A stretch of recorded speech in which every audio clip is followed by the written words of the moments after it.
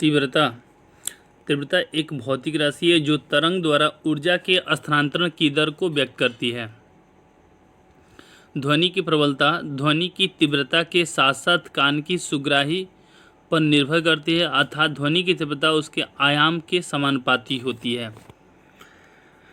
तथा स्रोत से ध्वनि के दूरी के वर्ग के व्युत्क्रमानुपाती होती है। मतलब तीव्रता का मतलब कितना तेजी से आवाज़ सुनाई दे रहा है, इस चीज़ को ये दर्शाने के लिए होता है। जैसे एक पटाखा का आवाज़ हो जाएगा, एक सिंपल किसी का बोली का आवाज़ हो जाएगा, तो हम कहेंगे पटाखा की आवाज़ का तीव्रता बहुत काफ़ी है। तो दूरी के वर्ग के व्युत्क्रमानुपाती होता है, लेकिन आयाम के समानुपाती होता है। नेक्स्ट क्वेश्चन हम देख लें किसी चीज़ का ये तीव्रता से संबंधित कुछ बातें।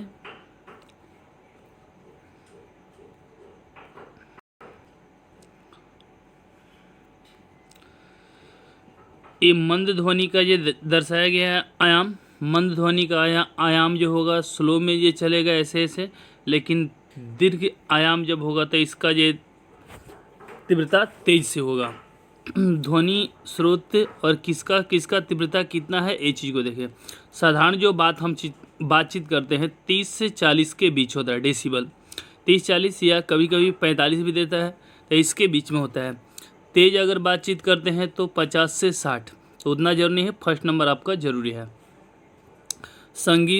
संगीत यदि ज़्यादा ऊंचा में स्वर में हो तो 80 से अधिक नहीं होता, 80 से ये नीचे ही होता है। ये सब ये छोड़ दिए। पेड़ के पत्तों का सरसराहट 10 से 20 होता है। सायरन ये सब ये आपका सायरन को हो जाएगा 110 से 120। जेट विमान को याद कर लीजिएगा। और इसी में देखिएगा दोस्तों, यहाँ से 80 से जब या 85 से पार होता है तो हमारा प्रदूषण, वायु प्रदूषण होना चालू हो जाता है। ध्वनि प्रदूषण, सॉरी दोस्तों, ध्वनि प्रदूषण होना चालू हो जाता है। ये आपका 110 से जब पार करता है तो ये हो जाता है फैक्ट्री, यानी 100-110 के बीच में फैक्ट्री का होता है। विश्व स्वास्थ्य संगठन द्वारा WHO द्वारा 45 डेसिबल की तीव्रता वाली ध्वनि को मानव के लिए सबसे उपयुक्त माना गया है। 45 डेसिबल वाले मतलब हमारे कान अच्छी तरह से संतुलित अवस्था में सुनता रहता है। 75 से अधिक मानव स्वास्थ्य पर नकारात्मक प्रभाव पड़ते हैं।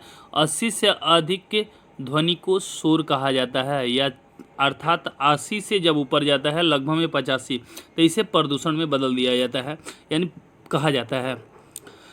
तरंग की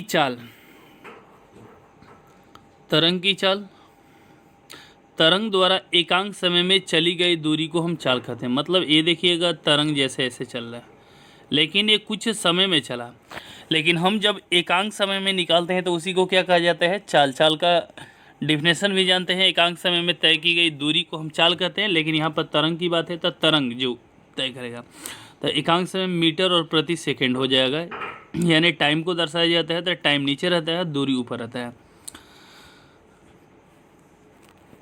तो यहाँ पर जो दोस्तों आपको ये दिया गया फॉर्मूला कि T सेकेंड में अगर कि इतना दूरी चला जाता है तो 1 सेकेंड में ये कितना चलेगा। तो चूंकि का क्वेश्चन यहाँ बनाकर बताया गया है। नेक्स्ट विभिन्न माध्यमों में ध्वनि का चाल। दोस्तों यहाँ से बहुत अच्छा जो क्वेश्चन मिलने वाला है, ये चीज़ को समझिएगा। ध्वनि तरंगे अनुदैर्ध्य तरंगे होती हैं, अनुदैर्ध्य तरंगे होती हैं ठोस द्रव गैस से सभी माध्यम में गति कर सकती हैं, यानी तीनों माध्यम में गति कर सकती हैं, लेकिन निर्यात में नहीं। परंतु भिन्न भिन्न माध्यमों में ध्वनि की चाल भिन्न भिन्न होती है, यानी अलग अलग माध्यम में चलेंगे तो हम ध्वनि की चाल हमारा ये क्या होता है, अलग अलग होता है। यानी जितना ही पीछे में पड़े हुए थे, प्रत्यास्था जितना ही बढ़ता है और जड़त्व जितना ही बढ़ता है, उतना ही उसमें ध्वनि की चाल अधिक होता है। इसका प्रमुख कारण यह है कि अनेक बाह्य कारक ध्वनि तरंगों की गति को प्रभावित करते हैं। एक कारक उनका प्रभाव निम्नलिखित हैं। अब देखिएगा ये चीज़ में क्वेश्चन क्या क्या बनता है, ये चीज़ बहुत ज़रूरत है। तो यहाँ से दोस्तों देखिएगा, वायु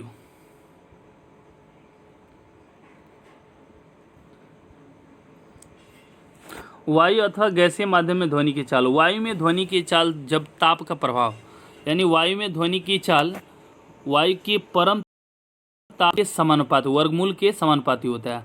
अर्थात आप कह सकते हैं ताप बढ़ेगा तो आपका ध्वनि के चाल भी क्या होता है, बढ़ता है। ये चीज़ को ध्यान दीजिएगा। यानी टेम्परेचर हाई हो तो आपका ध्वनि की चाल बहुत काफ़ी तीव्र होगा। इसलिए आप ये गर्मी के मौसम, जाड़े के अपेक्षा गर्मी के मौसम में ज़्यादा दूर तक आवाज़ आप साउंड दे सकते हैं। नेक्स्ट, ध्वनि में, वायु में ध्वनि की चाल दाब पर प्रभाव, यानी दाब अगर बढ़ाते हैं तो ध्वनि के चाल में कोई भी प्रभाव नहीं पड़ता। ये चीज़ को याद रखिएगा, बहुत अच्छा क्वेश्चन है। वायु एवं गैसीय माध्यम का ताप नियत हो तो दाब में किसी प्रकार का परिवर्तन ध्वनि की चाल पर कोई प्रभाव नहीं डालता है। बहुत अच्छा क्वेश्चन है दोस्तों। ध्वनि की चाल हमारा दाब पर कुछ भी प्रभाव नहीं डालता है। यानी हम समुद्र के किनारे बोलेंगे या पहाड़ों पर बोलेंगे, किसी तरह कहीं पर भी बोलेंगे, तो जहाँ पर दाब जे अधिक कम जे दिखेगा, लेकिन उससे कोई इफेक्ट नहीं पड़ेगा। हमारा जितना ध्वनि निकलता है उतना ही जे स्पीड से निकलेगा। ध्वनि की चाल, वायु की गति। हाँ, ये बहुत अच्छा क्वेश्चन है कि जब वायु की गति ध्वनि की ही दिशा में अगर बोला जाए, जिस दिशा में अगर गति जे कर रहा है वायु, उसी दिशा में अगर कि हम ये साउंड को पहुंचाना चाहते हैं तो तेज होगा, लेकिन उसका विपरीत जो होगा धीमी होगा। तो देखिएगा दोस्तों, यहाँ पर ध्वनि की संचरण वायु की गति की दिशा में हो रहा हो, मतलब ध्वनि अगर बोला जाए, सुनाना हो किसी को जैसे हवा बढ़े उसी दिशा में, तो ध्वनि की चाल बढ़ेगा। और परंतु यदि ध्वनि का संचरण वायु के विपरीत हो रहा हो, हवा के विपरीत हो रहा हो, तो चाल कमी होगा। ये चीज़ को याद रखिएगा दोस्तों। ध्वनि की चाल, वायु में आर्द्रता का प्रभाव। आर्द्रता मतलब नमी, नमी सोखने की प्रवृत्ति। वायु की तुलना में जलवाष्प, वायु की तुलना में जलवाष्प का घनत्व कम होता है। वायु की तुलना में जलवाष्प का घनत्व कम होता है, इसलिए जलवाष्प युक्त वायु का घनत्व शुष्क वायु के घनत्व से कम होगा।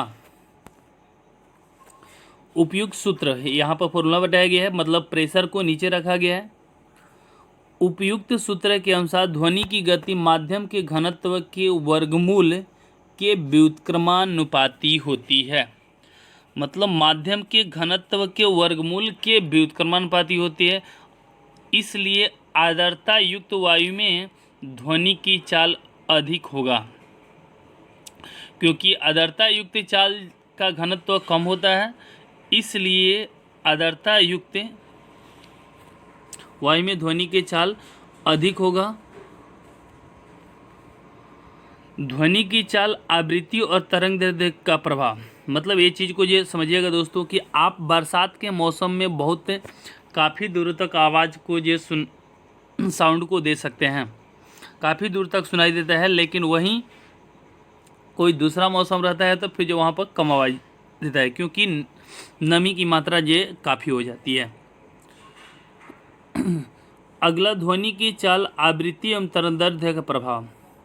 किसी भी माध्यम में ध्वनि की चाल पर आवृत्ति और तरंग दैर्ध्य का कोई प्रभाव नहीं पड़ता है। तो बहुत अच्छा क्वेश्चन है। मतलब ध्वनि जितना कंपन करता है 1 सेकेंड में उतना ही कंपन करेगा। दूसरी बात, जितना छलांग लगाता है उतना ही इसका भी जो छलांग रहेगा, अर्थात छलांग के मतलब तरंग दैर्ध्य है। तो याद रखिए, आवृत्ति और तरंग दैर्ध्य पर कोई इफेक्ट नहीं पड़ता है। नेक्स्ट हमारे मैक संख्या। मैक संख्या का उपयोग पूछता है कि हम कहाँ पर ये करते हैं। तो याद रखिएगा दोस्तों कि मैक संख्या हमारा वायुयान में होता है। किसी माध्यम में निश्चित ताप और दाब पर वस्तु की चाल, उस माध्यम में ताप दाब पर, उसी ताप दाब पर ध्वनि की चाल के अनुपात को उस माध्यम में मैक संख्या कहते हैं। मतलब ये देखिएगा, वस्तु जैसे जहाज में ये जो प्रयोग करते हैं, तो जहाज का चाल देखेंगे या ध्वनि का जो चाल, ये दोनों का जब अनुपात निकालेंगे तो हम कहेंगे हमारा मैक संख्या है। ठीक है, मैक संख्या जब 1 से अधिक होता है तो यानी रेशियो निकालेंगे, जब 1 से अधिक आएगा तो इसका घातक हो जाता है। यहाँ पर देखिएगा, जब एक पिंड ध्वनि की चाल से अधिक तीव्र है, यानी 1 मैक से अधिक गति से चलता है, तो उसे पीछे प्रघाती तरंगे का विस्फोट शोर उत्पन्न करता है। इस शोर को ध्वनि बूम कहा जाता है। जैसे यहाँ पर गोलियाँ, जेट वायुयान मतलब ये देखिएगा ध्वनि बूम जो होता है बहुत घातक होता है, कि जैसे कि जहाज़ चलती रहती है और अपने पीछे से ध्वनि निकालती है, और इस ध्वनि से इफ़ेक्ट पड़ता है कि बहुत सारे महलें, इमारतें क्या होती हैं कि ध्वस्त हो जाती हैं, बहुत सारे चीज़ों का परत ये ध्वस्त होने लगता है। तो ये किसी न किसी चीज़ों के लिए ये हानिकारक होता है। ठीक है, विभिन्न माध्यम में ध्वनि की चाल, एल्युमिनियम को याद कर लीजिएगा, लगभग में 6400 मीटर प्रति 6420 है, लगभग याद करना होगा अप्रोक्स वैल्यू। निकेल में आपको 6000, लोहा को याद कर लीजिएगा 5950, 5950। नेक्स्ट जल में लगभग में 1400, सामान्य जल वही ये लगभग में होता है। उसके बाद वायु में, वायु वाला बहुत इंपॉर्टेंट है, बहुत बार ये क्वेश्चन ये पूछा जा चुका है, 331 डिग्री सेल्सियस पर, फिर 20 डिग्री सेल्सियस पर 343, फिर 25 डिग्री पर 346। यानी टेम्परेचर बढ़ेगा तो ध्वनि के चाल भी बढ़ेगा।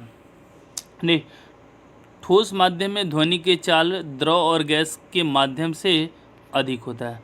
मतलब आप याद रखिए, लोहा और फिर एक कह दिया लकड़ी में सबसे ये किस में ये ध्वनि के चाल अधिक होगा, तो लोहा में अधिक होगा।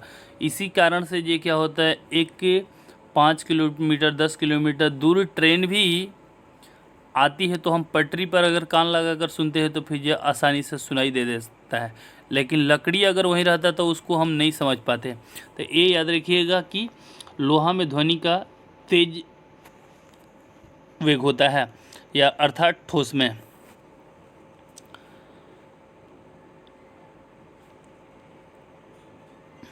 नेक्स्ट यहाँ पर देखिएगा सजाया गया है कि गैस, गैस के बाद द्रव, द्रव के बाद ये ठोस हो जाएगा दोस्तों। तो आप देख सकते हैं कि सबसे कम किस में होता है, गैस में होता है, जिसको लगभग में कहते हैं 330 या 31-32 इंच कहा जाता है। नेक्स्ट आइएगा ध्वनि तरंगों का परिवर्तन या अपवर्तन। परिवर्तन के मतलब ध्वनि ये टकराकर किसी अपवर्तक सतह से और फिर ये लौट आती है तो उसे कहते हैं ध्वनि का परिवर्तन। अपवर्तन के मतलब मुड़ना, एक माध्यम से जब दूसरे माध्यम में जाती है तब मुड़ने को ही अपवर्तन कहते हैं। तो जब देखिएगा दोस्तों, जब ध्वनि दो विभिन्न माध्यमों में स्थित पूर्णतः दृढ़ अथवा अपेक्षाकृत कम दृढ़ सीमा से टकराती है और ध्वनि की तरंगें कुछ प्रारंभिक के में वापस आ जाती है, तो कुछ उस सीमा को अवशोषित कर लिया जाता है और कुछ दूसरे माध्यम में प्रवेश कर जाती है। ध्वनि के मार्ग में स्थित किसी पृष्ठ से टकराकर पुनः अपने पूर्व माध्यम में वापस की परिघटना ध्वनि के परिवर्तन कहा जाता है। मतलब वही है कि अगर कि कोई साउंड हम निकालते हैं और निकालते हैं किसी दीवार से कुछ टकराया और टकराने के बाद क्या हो, कुछ ऑब्जर्व किया और फिर ये रिटर्न हो गया, तो इसको कहेंगे ध्वनि का परिवर्तन। ठीक है, ध्वनि के तरंगे परिवर्तन के लिए बड़े आकार के पृष्ठ की आवश्यकता होती है। मतलब एक दीवार, जैसे कि हम छोटे हैं तो दीवार अगर खड़ा कर देते हैं घर में बोलते हैं तो वहाँ से टकरा कर निकल सकता है। ये नहीं कि छोटा सा एक ये कील ले लें और वहाँ से ध्वनि को साउंड टकराने के लिए कोशिश करें, तो ऐसा नहीं हो सकता है।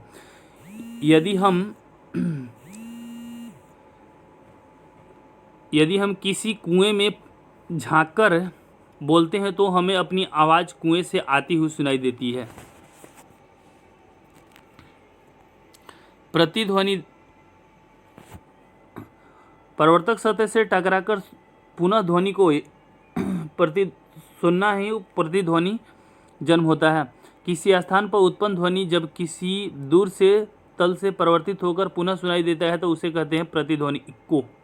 ठीक है, परिवर्तक के पृष्ठ श्रोता के समीप होता है तो प्रतिध्वनि स्पष्ट सुनाई नहीं देती है, क्योंकि मूल ध्वनि और प्रतिध्वनि को लगभग में एक साथ सुनने के लिए यदि परिवर्तन हमारे कानों से अधिक दूरी पर हो तो परिवर्तित ध्वनि उत्पन्न ध्वनि से कुछ क्षण के बाद सुनाई देती है। मतलब ये देखिएगा कि प्रतिध्वनि क्या है। जैसे आप देखे होंगे बहुत सारे फिल्मों में या पहाड़ों पर जब घूमने के लिए जाते हैं तो ये पहाड़ के नज़दीक से अगर कि बोलते हैं, आप किसी का नाम बोलते हैं, ओ बोलते हैं, तो इधर से भी साउंड तुरंत आपका रिफ्लेक्ट करता है, ओ जाता है। जैसे आप नाम बोलते हैं राहुल, तो इधर से भी पहाड़ से तुरंत रिटर्न होकर राहुल जी बोलता है। तो इसे हम कहते हैं टकरा कर पुनः वो ध्वनि अगर कि कानों पर सुनाई देता है तो इसे प्रतिध्वनि। ठीक है, तो प्रतिध्वनि सुनने के लिए सबसे ज़्यादा अधिक दूरी भी नहीं होना चाहिए और फिर एकदम सटा हुआ भी नहीं होना चाहिए। अर्थात इसको जो सुनने के लिए दूरी अगर कहा जाए कि कम से कम कितना रखना होगा, तो आपको 17 मीटर रखना पड़ेगा। ठीक है, नेक्स्ट आइएगा। क्यों ऐसा होता है? इसलिए क्योंकि हमारे कानों पर ध्वनि 1/10 सेकंड बना होता है। 1/10 सेकंड में अगर कि हम देखेंगे तो आपको 17 मीटर की दूरी आ जाएगा। ठीक है, अगर मान के चलिए यहाँ पर 1/10 सेकंड से अगर कि हम निकालेंगे 1/10 सेकंड, अगर कहा जाता है कि 332 के स्पीड से अगर कि चलता है तो इतने सेकंड में अगर निकालिएगा तो यहाँ पर 33 होगा। तो आप लगभग में देखिएगा 17 गया और 17 आया, लगभग में 34 हो जाएगा। ठीक है, तो याद रखिएगा कि हमारे कानों पर 1/10 सेकंड तक ध्वनि बना रहता है, या आंखों पर एक कहा जाता है पिक्चर भी कितने सेकंड तक बना होता है? 1/10 सेकंड तक।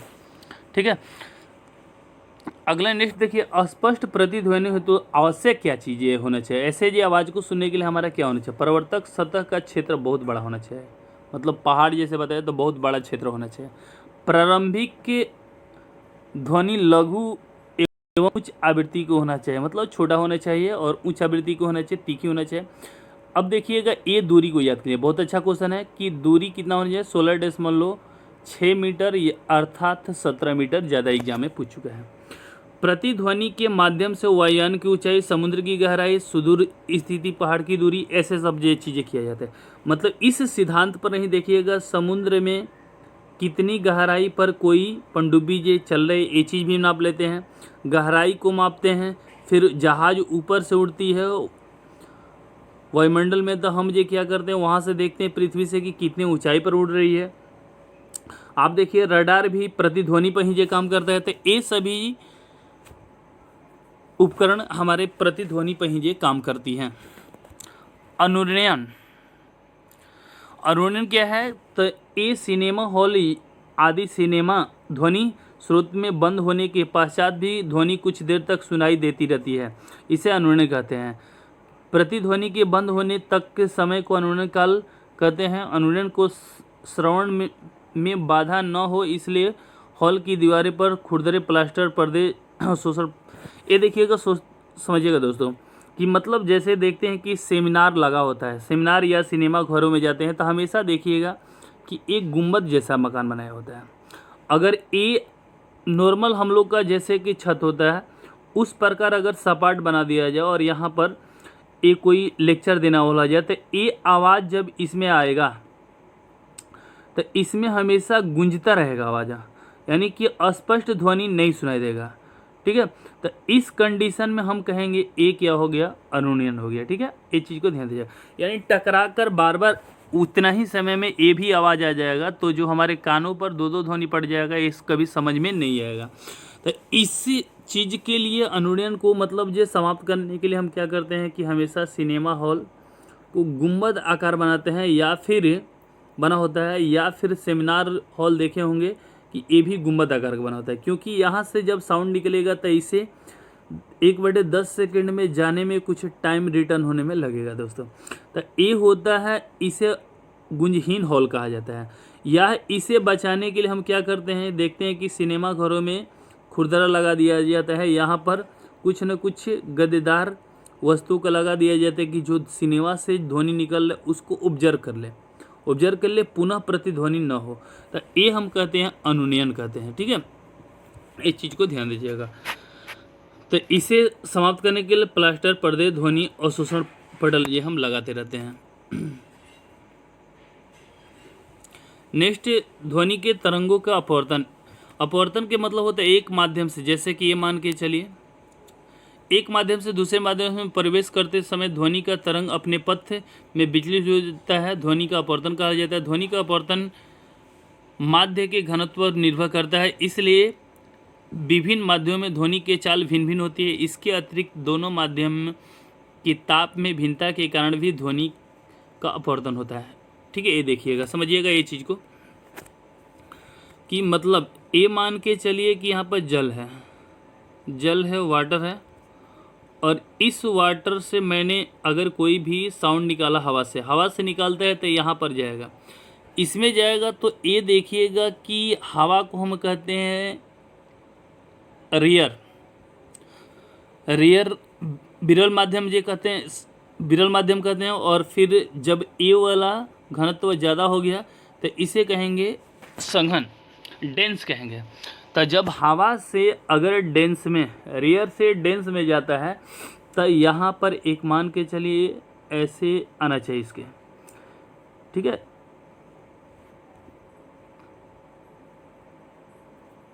ए मान के चलिए जल है, यहाँ से ऐसे ध्वनि को निकाले तो ऐसे सीधा निकलना चाहिए, लेकिन यहाँ पर देखिएगा एक अविलंब बना दे रहे हैं।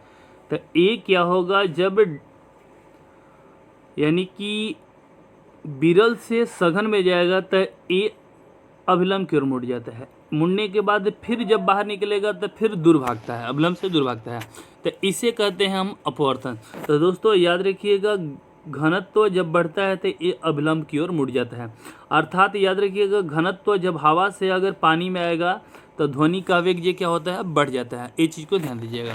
तो आप याद कीजिएगा कि घनत्व पर निर्भर करता है, यानी ध्वनि का वेग घनत्व पर निर्भर करता है। ये चीज़ को ध्यान दीजिएगा। तो यहाँ पर दोस्तों दिया गया है कि घनत्व पर निर्भर करता है, यानी घनत्व बढ़ेगा तो ध्वनि का वेग भी बढ़ेगा। ये चीज़ को ध्यान दीजिएगा। और ताप पर भी डिपेंड करता है, पीछे में आप ये पढ़े हुए थे। ध्वनि का विवर्तन, विवर्तन का मतलब वही मुड़कर किसी चीज़ से टकराकर मुड़ जाता है तो उसे कहते हैं विवर्तन। यानी जब ध्वनि अवरोध से टकराकर समाप्त नहीं होता है, न ही वापस हो जाता है, बल्कि मुड़ जाता है, उसी को कहते हैं ध्वनि का विवर्तन। यानी देखते हैं कि हम किसी चीज़ को बोलते रहते हैं, तो फिर ये वो देखिएगा, आप उत्तर डायरेक्शन बोलिएगा लेकिन सभी दिशाओं में ये सुनाई देता है। तो ये कहेंगे कि किसके कारण हुआ, तो विवर्तन कारण, क्योंकि मुड़ता रहता है, ठीक है। इसी मोड़ को बचाने के लिए किसी नली में बोलते हैं तो फिर ये सीधा गति करता है।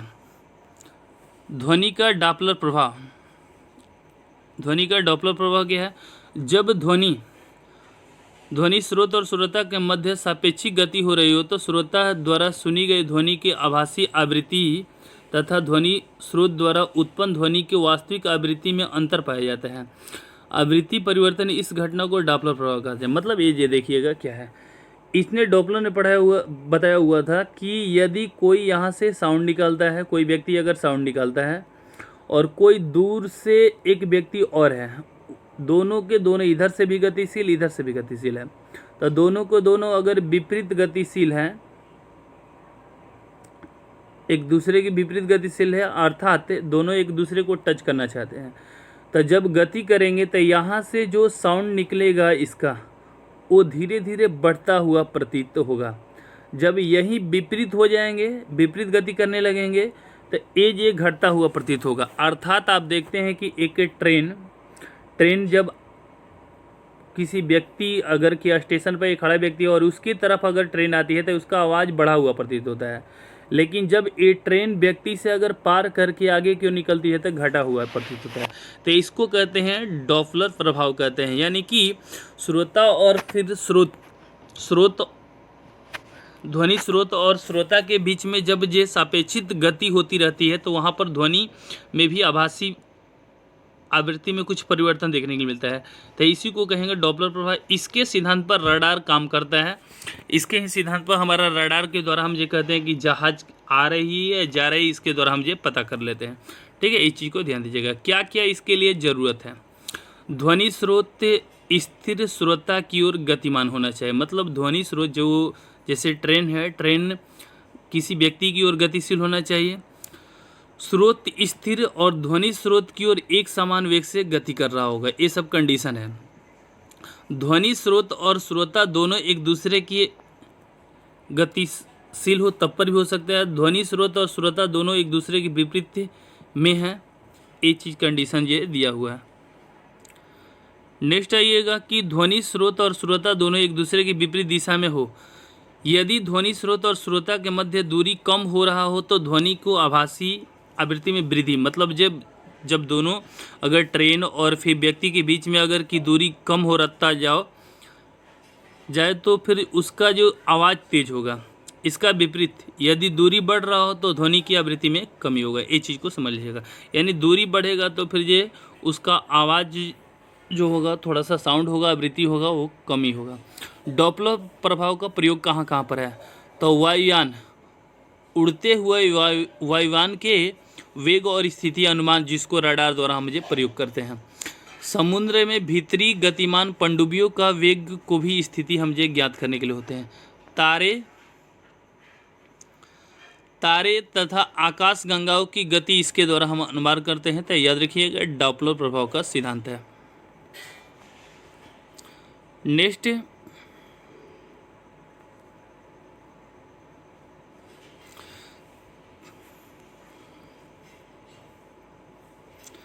तरंगों के अध्यारोपण का सिद्धांत, principle of superposition of wave. किसी माध्यम में एक ही स्थान पर अनेक तरंगों का मिलना तरंगों का अध्यारोपण अथवा अतिव्यापन कहलाता है। अध्यारोपण सिद्धांत के अनुसार किसी माध्यम में दो या दो से अधिक तरंग एक दूसरे की गति को प्रभावित किए बिना गति कर सकती है एवं अन्य तरंगों की उपस्थिति में किसी तरंग के गुणधर्म पर कोई प्रभाव नहीं पड़ती है। मतलब ये देखिएगा, कहा जा रहा है कि तरंग का अध्यारोपण मतलब वैसे तरंगे के बारे में ये कहा जा रहा है कि जो अगर गति करे, दो दो तरंग, तीन तीन तरंग अगर यहाँ से जो गुजरने लगे तो कोई भी किसी को प्रभाव न करे, इसके बारे में ये यहाँ पर ये बताया गया है। परंतु माध्यम के किसी बिंदु पर मिलने वाले सभी तरंगों के द्वारा किसी विशिष्ट समय पर परिणामी विस्थापन उन सभी तरंगों के द्वारा पृथक रूप से उत्पन्न विस्थापन को बीजगणित योग्य होता है। आइएगा देख, अप्रगामी तरंगे देखिएगा, तीन प्रकार की घटनाओं पर आधारित होते हैं। अप्रगामी, जब दो एक जैसी अनुप्रस्थ या अनुदैर्ध्य प्रगामी तरंगे किसी आबद्ध एक ही चाल से विपरीत दिशाओं में चलकर एक दूसरे पर अध्यारोपित होती हैं तो उनके अध्यारोपण से एक नई तरंगें उत्पन्न होती हैं जो स्थिर प्रतीत हैं। यह तरंग अप्रगामी तरंगे कहती हैं। मतलब ये कहा जा रहा है कि जब एक ही प्रकार के तरंग जब एक दोनों एक दूसरे से विपरीत से अगर चलेंगी तो वहाँ पर नई ध्वनि जे साउंड उत्पन्न होगा। ठीक है, तो इसे हम ये कहेंगे कि अप्रगामी तरंगे जे हम कहेंगे। जैसे दो साउंड को अगर बजा देते हैं इधर से भी इधर से भी, तो दोनों टकराएगा तो यहाँ से आवाज़ दूसरा हमारा बन जाएगा। ठीक है, तो इसे कहेंगे अप्रगामी तरंगे, जिसको कि हम व्यक्तिकरण भी कहते हैं। मतलब एक इधर से साउंड बजे और यहाँ से भी एक साउंड बजे, दोनों में अलग अलग गाना बजता हो और फिर दोनों को हम साउंड को पहचान नहीं पाते हैं, तो इसे हम कहेंगे व्यक्तिकरण कहेंगे। ठीक है, नेक्स्ट, आबद्ध माध्यम में कुछ सदैव विरामावस्था में होते हैं, निस्पंदन नोड कहते हैं, और दाब घनत्व का परिवर्तन अधिकतम होता रहता है। ये छोड़िएगा दोस्तों, नेक्स्ट आइएगा यहाँ पर नीचे।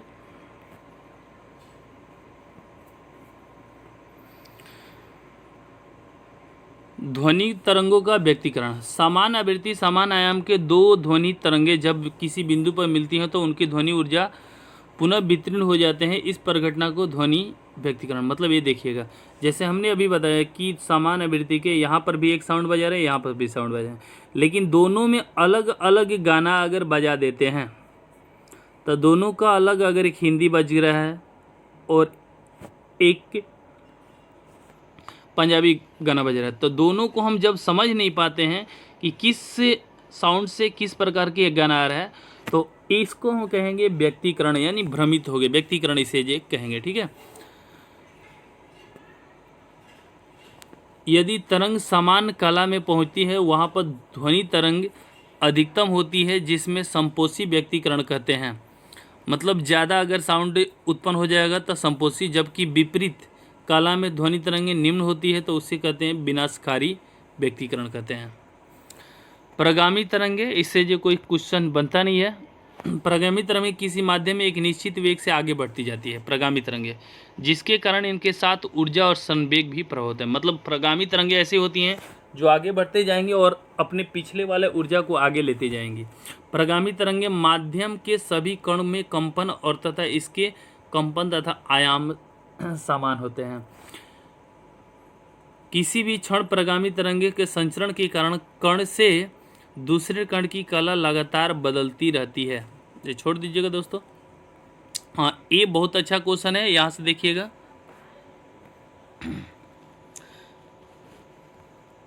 विद्युत चुम्बकीय तरंग को पीछे हमने ये देखा हुआ था। विद्युत चुम्बकीय तरंगे कौन कौन सी है? तो विद्युत चुम्बकीय तरंग के बारे में, वे तरंगे जो बिना किसी भौतिक माध्यम अर्थात निर्यात में भी संचरण कर सकती है, उसे कहेंगे चुंबकीय तरंगे कहेंगे। तो हमने बताया था यश से सब काउंटिंग करते, S T U V W X Y, बस यहाँ था। यश से शॉर्ट वेव हो जाएगा, टी को छोड़ देना है। यू से अल्ट्रा बायोटिक मतलब पराबैंगनी, भी से विजन हो जाएगा, दृश्य किरण है। डब्ल्यू से वेव याद कीजिएगा, शॉर्ट वेव और फिर लॉन्ग वेव हो जाएगा। एक्स से एक्सरे हो जाएगा, वाई से हो जाएगा आपको गामा किरण हो जाएगा। जेड के मतलब कुछ नहीं होगा, ठीक है। ये सभी जो चुंबकीय तरंग है। चुंबकीय तरंग का परास याद कर लीजिएगा कि चुंबकीय तरंग का परास से 10⁻⁻10 से लेकर ये 14 तक होता है, मीटर में होता है, ये 4 तक होता है। सॉरी दोस्तों, 4 तक होता है, ये चीज़ को याद रखिएगा। इसके परास के विभिन्न तरंगे पाई जाती है। इन तरंगों का तरंगदैर्ध्य के क्रम में वर्गीकरण विद्युत चुम्बकीय तरंग का वर्णकला देख ले क्या क्या है।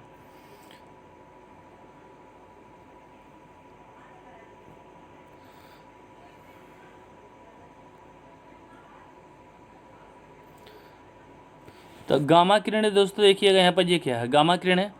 इसका खोज करता है हेनरी बैकवेल। तो कैसे हम कहेंगे, गम वाले लोग जो बैक ले लेते हैं, इसलिए बैकुलर ये कहेंगे, गम में रहते हैं लोग। इसका याद रखिए तरंगदैर्ध्य परास हो जाएगा 14 से लेकर 10, -14 से लेकर 10⁻⁻14 मीटर से लेकर -10⁻10 होता है। आवृत्ति परास 10⁻20 से लेकर 10⁻24 होता है। ये उपयोग ये बहुत अच्छा है, यानी इसका प्रयोग ये किस में करते हैं, नाभिकीय अभिक्रिया में, कृत्रिम रेडियो बनने में इसका ये करते हैं। इसका वेदन क्षमता याद रखिए अल्फा बीटा गामा में से सबसे वेदन क्षमता इसका सबसे ये ज़्यादा तेज होता है, ठीक है। और इस पर कोई आवेश नहीं होता है। नेक्स्ट हम ये अगले चैप्टर में पढ़ेंगे। एक्स किरण इसको WC रोंटेजन, तो कैसे कहेंगे, एक्सरे का हम प्रयोग रोज करते हैं, तो रोंटेजन ने इसका खोज किया था। और ये दोस्तों याद रखिए -10 और -8 के बीच में होता है, ठीक है। 18 और फिर 16 का इसका जो है परास होता है। हाँ, ये उपयोगी वाला चीज़ याद कीजिएगा, उपयोग बहुत जो पूछता रहता है चिकित्सा क्षेत्र में, एक्सरे किरण का चिकित्सा क्षेत्र में हम जो प्रयोग करते हैं। पराबैंगनी जोहान्स रीटर ने इसका जो खोज किया था, तो इसका भी परास जो याद करना होता कर लीजिएगा, नहीं तो छोड़ दीजिएगा। सिकाई, पराबैंगनी किरण का हम जो प्रयोग करते हैं, सिकाई जो किस चीज़ का, अगर कि पैर का सिकाई करना होता है तब फिर करते हैं। जीवाणु को नष्ट करना होता है तो हम इसका प्रयोग ये करते रहते हैं। दृश्य किरणें मतलब न्यूटन ने इसका खोज किया था, ठीक है। तो इसका याद करिए, दृश्य किरणें का न्यूटन ने जो खोज किया थे, इनकी उपस्थिति में वस्तुएं हमें दिखाई देती है, तो दृश्य किरणें का खोजकर्ता न्यूटन है।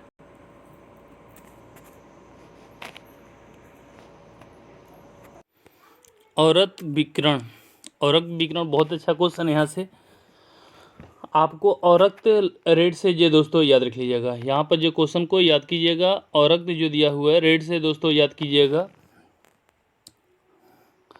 कि रेड लाल होता है, उसको हम जो कोड बना लेंगे हरा, हर्सेल। औरत किरण का खोज कौन किया था, हरा से मतलब हर्सेल। इसका परास को याद कर लीजिएगा 7.8 × 10⁻7 से लेकर 3 तक होता है। यहाँ पर इसका उपयोग बहुत अच्छा है कि ये उष्मीय विकिरण है, ये जिस वस्तु पर आरोपित होता है उसका ताप बढ़ जाता है। बहुत अच्छा क्वेश्चन है, मतलब याद रखिएगा ये टेम्परेचर को क्या करता है, जिस वस्तु पर अगर की पड़ता है वो टेम्परेचर को बढ़ा सकता है। जैसे कि आप ये मोबाइल का टॉर्च देखते हैं, मोबाइल का टॉर्च को अगर जलाते हैं तो अगर कि किसी वस्तु पर अगर पड़ेगा तो ये टेम्परेचर यानी टेम्परेचर इसमें होता है, यानी कि गर्म कर सकता है। तो इसको याद रखिएगा। दूसरी बात, ये फोटोग्राफी प्लेट को प्रभावित करता है। फोटोग्राफी प्लेट में सिकाई एवं टीवी के रिमोट कंट्रोल में भी कुछ किया जाता है, लेकिन बहुत कम होता है इस चीज़ का। आप देखिएगा धूप कोहरा वाला लाइट जो होता है उसमें भी इसका जो प्रयोग जो हम जे करते हैं औरक विकिरण का। तो बहुत अच्छा क्वेश्चन है कि अपने माध्यम में आने वाले किसी पदार्थ को गर्म कर देता है। लघु रेडियो तरंग होता है रिमोट में, ज़्यादा से ज़्यादा टेलीविज़न रडार में इसका जो प्रयोग जो किया जाता है लघु रेडियो तरंग का। ठीक है, ये चीज़ को याद रखिएगा। तो इसका परास को याद कर लीजिएगा, लगभग में 10⁻³ से लेकर 10⁻² मीटर तक होता है। ठीक है। दीर्घ रेडियो तरंगे मार्कोनी ने तो दीर्घ रेडियो तरंगे मार्कोनी ने खोज किया था। इसका 1 मीटर से लेकर 10⁻⁴ मीटर। बहुत अच्छा क्वेश्चन है, ये याद रखिएगा। सबसे हाईएस्ट अगर परास देख लिया जाए तो इसी को होगा कि जो कि 4 मीटर 10⁻⁴ मीटर तक हो सकता है। इसका प्रयोग भी रेडियो या टेलीविज़न या रडार, इसका जो प्रयोग हम ये करते रहते हैं। ठीक है। नेक्स्ट आइएगा कि दृश्य प्रकाश वर्णपट क्या होता है? जब सूर्य के लाइट किसी प्रिज्म से होकर गुजरता है तो 7 रंगों में विभक्त हो जाता है, इसी को कहते हैं वर्णपट।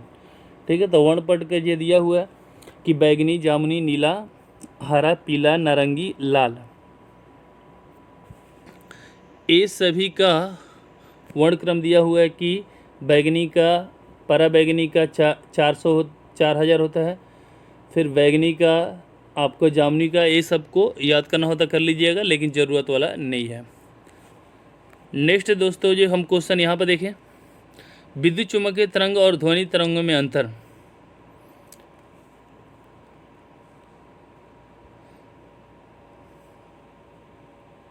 तो माध्यम, विद्युत चुम्बकीय तरंगे के संचरण के लिए भौतिक माध्यम की आवश्यकता नहीं होती है, लेकिन ध्वनि को चलने के लिए माध्यम की आवश्यकता होती है। विद्युत चुम्बकीय तरंग का वेग 3 × 10⁸ मीटर प्रति सेकंड, अर्थात प्रकाश के वेग के समान विद्युत चुम्बकीय तरंगें चलती हैं। दूसरी बात, विद्युत चुम्बकीय में ध्रुवण की क्रिया पाई जाती है, ये चीज़ को ध्यान दीजिएगा। ध्वनि तरंगों का वेग 343 हाईएस्ट कहा जाता है, या 330 होता है, मीटर प्रति सेकंड होता है। दाब परिवर्तन, दाब पर इसका जो कोई भी प्रभाव नहीं पड़ता है, अर्थात विद्युत चुम्बकीय तरंगों के संचरण के समय दाब परिवर्तन नहीं होता है, लेकिन ध्वनि का संचरण के समय दाब में परिवर्तन होता है, लेकिन ध्वनि का वेग याद रखिएगा परिवर्तन नहीं होता है जब दाब बढ़ाए या घटाए तो। तरंग की प्रवृत्ति, विद्युत चुम्बकीय तरंग अनुप्रस्थ होती हैं, लेकिन ये तरंगे अनुदैर्ध्य होती है। ठीक है, ये चीज़ को याद रखिएगा। कॉस्मिक किरणें ये विद्युत चुम्बकीय तरंग से भिन्न नहीं होती हैं। कॉस्मिक किरणें सौर तंत्र से बाहर उत्पन्न होने वाली उच्च ऊर्जा युक्त विकिरण है। ये उच्च ऊर्जा वाले अवशोषित कणों से बनती है। एक कॉस्मिक किरणें होती है जो ब्रह्मांड में उत्पन्न होती है। बहुत सारे ये तारा जब टकराते हैं तब इस चीज़ का उत्पत्ति होता है। तो दोस्तों आप ऑब्जेक्टिव क्वेश्चन को देख सकते हैं। तो जो क्वेश्चन जो पढ़ाया गया उसके अनुसार आप ये देख सकते हैं ऑब्जेक्टिव की कितना तक आपका ये टच हो रहा है।